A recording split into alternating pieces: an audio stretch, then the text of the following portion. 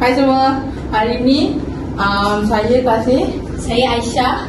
kita orang akan menjadi host podcast hari ni.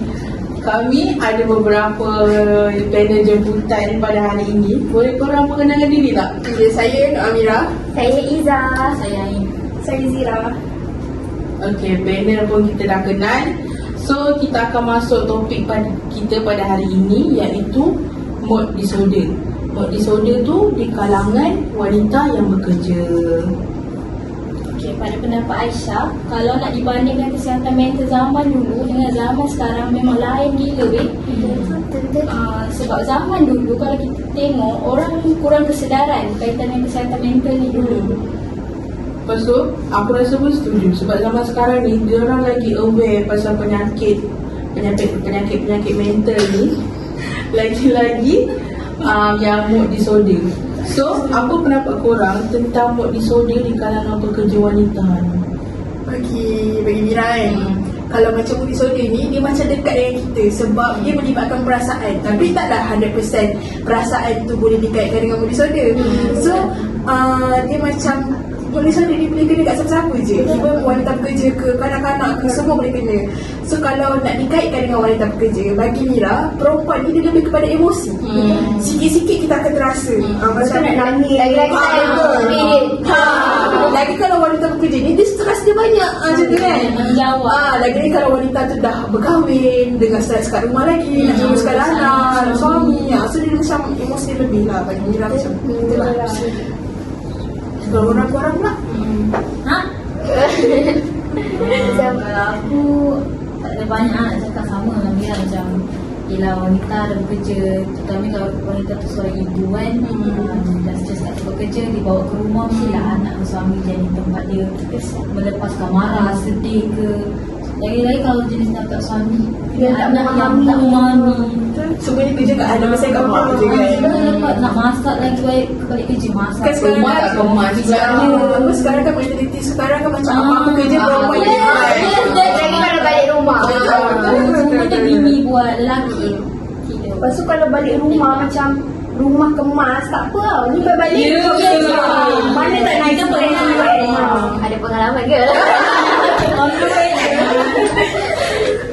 So, ada lagi tak pengalaman, pendapat korang? Tak ada lah. Dia rasa macam tu lah. Mesti memang perempuan lah yang emosi. Betul. Setuju lah dengan kajian yang korang cari tu. Wanita bekerja. Setuju. Okay, so korang ada pengalaman tak pasal isu ni? Kalau macam Aisyah sendiri kan, Mak Aisyah bekerja, dia cikgu. Dia kadang pagi-pagi pergi sekolah okey, happy semua. Tapi bila balik, siap-siap nak marah. Kita kadang rasa macam sikit je, dia marah. Dia sebab emosi. membawakan kerja. Dia stres dekat sekolah. Mungkin student buat hal, balik rumah dia kasih ke anak-anak dia. Bagi korang stres tak? Bagi Aisyah, pihak Aisyah Agak terasa lah macam dia stres, dia buat hal dengan orang lain buat hal, dia kena dia. kita perempuan lah. Faham, aku pun faham lah sebab dulu lepas SPM pun aku pernah kerja tau. Jadi aku macam dapat rasa mood aku tu berubah-ubah bila time puasa. Lagi kita penat pada lapar. Lepas tu kerja daripada pagi sampai petang tak rehat. Lepas tu balik rumah aku nak buka puasa lagi, nak fikir nak buka apa tu. So bila macam tu aku dah rasa macam tak interested dengan normal aktiviti aku. Bila mood tu berubah, aku rasa nak marah, aku rasa nak lempang orang kan, nak tengok barang. Korang ada pengalaman lain tak? Aku pun ada macam dulu aku kerja macam kawan kat SPM aku kerja kan. Aku kerja yang hadap customer kan. Lepas tu customer ni ada macam-macam ragam. So aku pagi-pagi masuk kerja tu macam aku nak happy lah. Tiba-tiba pagi-pagi ada customer yang minta makanan cepat, minta dia punya order tu cepat. Jadi aku macam stres. Bila masuk tengah hari tu aku dah macam tak ada mood. So bila customer lain yang datang, aku rasa macam kesian lah aku layan diorang. So macam kalau macam aku pernah kerja dekat warehouse kan. Kalau tahu warehouse kan, lepas tu bahagian packing. Kita kalau packing, kalau salah memang sah kena marah dengan leader. Lepas tu leader pula suruh buat kerja cepat-cepat. Lepas tu kalau salah kena marah. Lepas tu bila dah marah macam kita macam mood malas nak buat kerja. Faham kan? Bila dah kena marah semua macam tu lah. Kalau aku masa kerja tak adalah relate dengan musuh sebab aku kerja member aku lah. Dia cakap dia mood disorder dia berubah sejak dia kerja, tapi dia ada trauma tau. Dia trauma juga tak kerja lama. Lepas dia kerja, dia kena marah, kena bentak kerja. Cepat kerja, cepat. Satu hari tu dia berhenti kerja. Efek trauma tu dia sentiasa sedih. Bila kerja dia akan rasa macam aku terlalu lah. Kamu macam ni. Lepas kerja baru lah tapi dia cakap macam tu. Aku takut pasal aku gini. Tapi dia macam trauma lah. Asyik nak sedih je, emosi dia tak stabil lah. Kalau macam Mira, pengalaman nenek sendiri lah. Sebab Dia main nenek.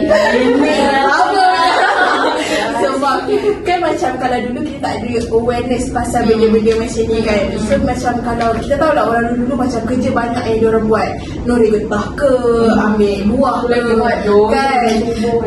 Macam kecil-kecil pun kau dah bekerja dah macam tu kan.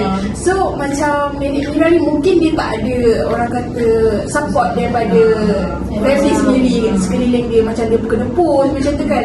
So dia punya emosi tu tak stabil lah, sampaikan dia boleh tempiaskan kepada suami dia sendiri atau Mira sendiri, kepada anak-anak dia. Macam setiap hari kena maki ke apa ke, macam kejam, macam bukanlah kejam, macam teruk lah dekat anak-anak dengan suami. So bila sampai dah ketua pun dia faktor umur dah dia bawa perangai tu dah jadi biasa kan dia. Dia dah bawa sampai lah ke sekarang. Itu pun marah lagi. Betul. Sebab stres tu dia tak boleh nak luahkan Daripada dulu lah. Simpan.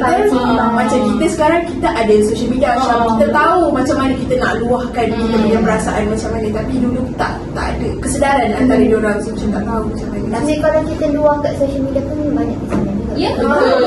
Tapi still luah tu. Kalau diorang macam pendam macam ni post di Sebab zaman dulu tak ada media sosial.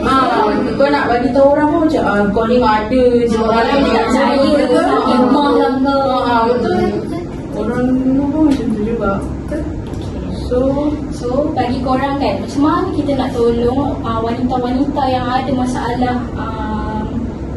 disorder ni? Pendapat korang. Kalau aku lah, kalau Ain, aku rasa macam terutamanya macam tak kisahlah wanita itu ibu ke single ke, kalau rasa macam tak mood tu tak stabil, kita jangan lepas ke orang lah, kita bawa diri, kita healing ke, kita berkelah ke, kita sorang-sorang yang Pergi tempat yang tenang. yes, macam kita hilangkan rasa Sebab sakitnya hati kalau kat kita orang. layan perasaan kita pun Ah, bawa badan betul, juga ke betul, orang betul, kan. betul, Kita tahu betul. pula orang tu macam mana pula dia punya hadap kan. Betul?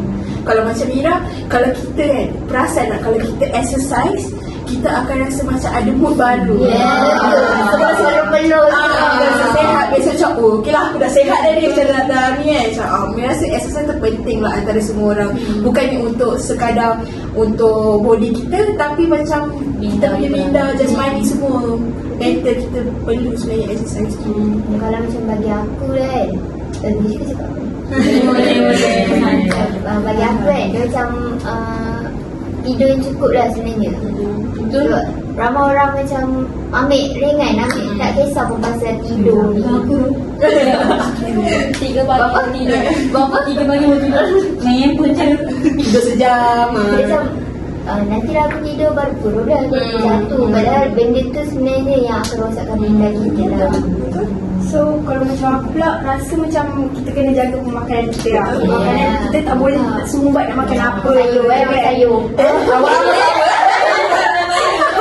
Kita kena makan macam makanan sihat-sihat. Kalau junk food apa semua kan, kita kena lah macam kurangkan lah. Jadi Maggi ya. Jangan Maggi. Patut terjaga caffeine sebab kita tak cukup tidur. Alkohol jangan minum, jangan susu. Tapi saya setiap masa kalau tak kerja saya tidur. Betul. Itu kategori sebab kalau kita tidur macam kita tak fikir apa kan. Itu dia buat tenang tau. Kalau apa-apa pun tenang. Kita orang kata escape from reality.